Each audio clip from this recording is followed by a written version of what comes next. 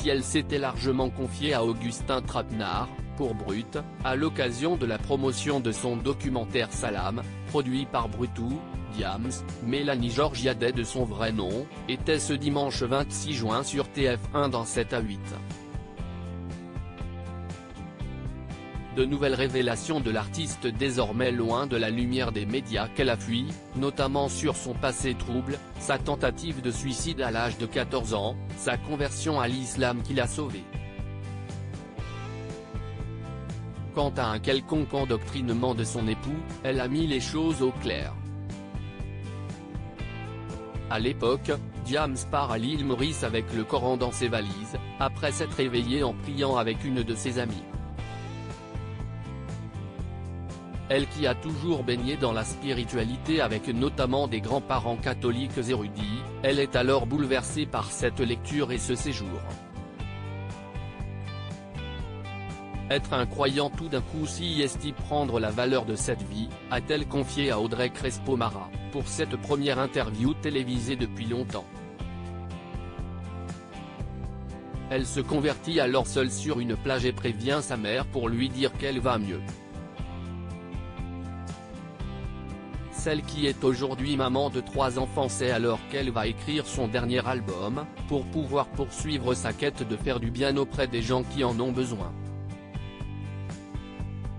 Je suis une femme célibataire. Diams évoque le voile, et son cheminement, un choix personnel. Elle rappelle qu'on lui a imposé de ne parler, à cause de photos volées à la sortie d'une mosquée où elle apparaît voilée, publiées dans Paris Match. Elle est accusée et pointée du doigt. Certains parlent alors d'endoctrinement, par son mari.